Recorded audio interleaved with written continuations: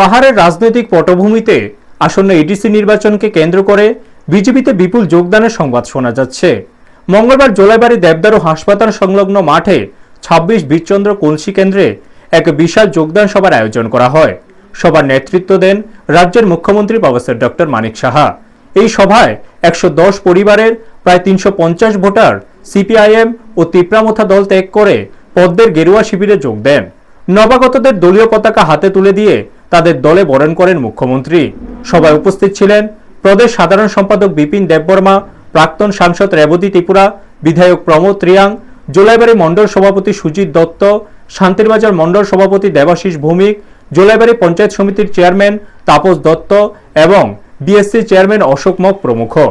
মুখ্যমন্ত্রী আলোচনা করতে গিয়ে বলেন, ক্ষমতার লোভে মিথ্যা প্রতিশ্রুতি দিয়ে মানুষকে বিভ্রান্ত করা আমাদের কাজ নয়।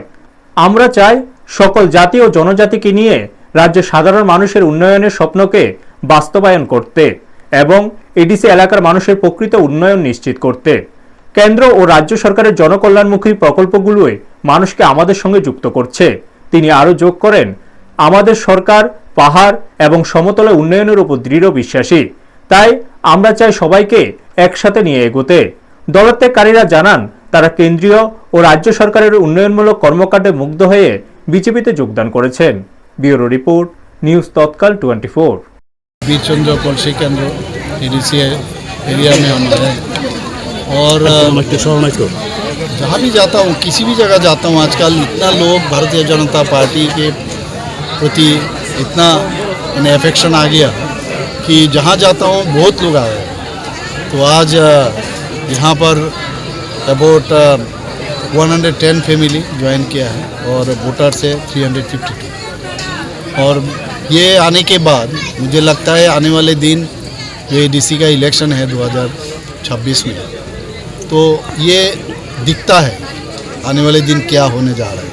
28 वहाँ पर आसन संख्या है, तो मैं समझता हूँ 28 आसन संख्या में हम लोग पूरा मात्रा में हम लोग जीतेंगे।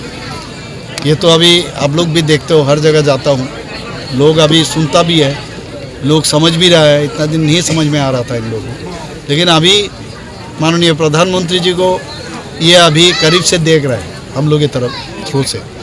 और ये अभी आने वाले दिन ये पद्म, ये जो बीजेपी का जो फ्लैग देख रहे हो ना, ये आने वाले दिन एकदम पूरा कुंभलुंग में ये गरेगा। इसमें मैं इतना बोल सकता हूँ। আপনি রাজ্যের জনজাতি এলাকাগুলো চষে